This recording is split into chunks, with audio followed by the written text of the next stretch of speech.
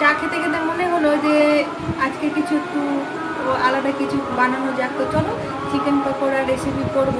তো চায়ের সাথে বেশ ভালোই জমে যাবে। আর বাইরে কিন্তু প্রচণ্ড বৃষ্টি হচ্ছে।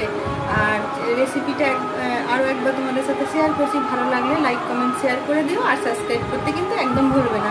প্লিজ তোমরা পুরোটাই ভিডিও দেখো, দেখার চেষ্টা করো, অবশ্যই তোমাদের ভালো লাগবে। এখানে আমি সমস্ত কিছু রেডি করে নিয়েছি, আদা, পেঁয়াজ, রসুন, কাঁচা লঙ্কা সমস্ত কিছু। আর আমি চিকেনটাকেও খুব ভালো করে ধুয়ে নিব।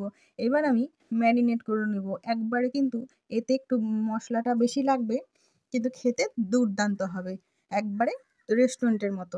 তো দেখো এখানে আমি ভিনিগার দিয়ে নিচ্ছি। তোমাদের যদি ভিনিগার না থাকে একটু লেবু দিলেও হবে। এবার আমি লঙ্কা গুঁড়ো দিচ্ছি। আর এই পাশে দেখো কর্নফ্লাওয়ার আমি রেডি করে নিয়েছি। আমি এখানে কিন্তু কোনো রকম কোনো চালের গুঁড়ো দিব না, একটুখানি হলুদ গুঁড়ো দিলাম, লবণ দিলাম, আর এখানে 4-5 চামচ মতন মশলাটা দিলাম। মশলাটা আমি বেশি করে রেখেছিলাম, কারণ এই মশলাটা আমার রান্নার কাজেও ব্যবহার হবে। একটা ডিম ভেঙে দিচ্ছি, আর খুব ভালো করে ম্যারিনেট করব যেন খেতে খুব ভালো লাগে। আর এখানে কর্নফ্লাওয়ারটা দিয়ে নিলাম। তোমরা যদি খুব মুচমুচে খেতে চাও তো একটু চালের গুঁড়ো দিতে পারো 2 চামচ। চালের গুঁড়ো দিলে জুসি ব্যাপারটা হবে না, কর্নফ্লাওয়ার পুরোটা দিয়েই করতে হবে। এখানে আমি ম্যারিনেট করে নিচ্ছি। ম্যারিনেট করে রেখে দিব 1 থেকে 1.5 ঘন্টার জন্য। খুব ভালো করে মেখে নিচ্ছি। দেখো এইভাবেই করতে হবে, তাহলে কিন্তু খেতে খুব ভালো লাগবে। রেস্টুরেন্টে না গিয়ে বাড়িতেই কিন্তু এইভাবে তৈরি করে নিতে পারো তোমরা চিকেন পকোড়া।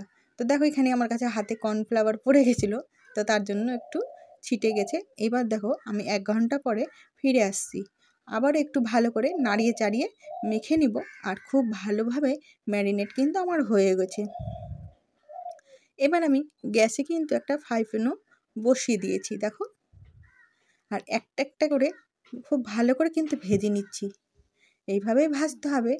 আর এখানে কিন্তু খুন্তি কোনো কিছুর প্রয়োজন পড়বে না, হাই চামচটা দিয়ে উল্টানো যাবে। আর গ্যাস কমিয়ে আস্তে আস্তেই কিন্তু ভাজতে হবে, তাহলে ভেতর অবধি ভালোভাবে ভাজা যাবে আর খুব সুন্দরভাবে জুসি ব্যাপারটা আসবে। আর খুব যদি হিট বাড়িয়ে ভাজো তাহলে কিন্তু সেই ব্যাপারটা আসবে না।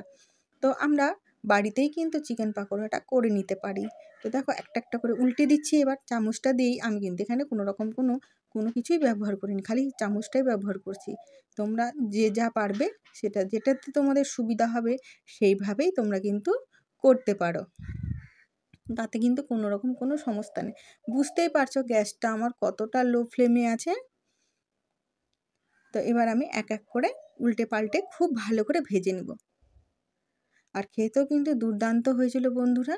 তোমরা অবশ্যই একবার ট্রাই করে দেখো, তাহলে তোমাদের টাকাটা অনেকটাই বেঁচে যাবে।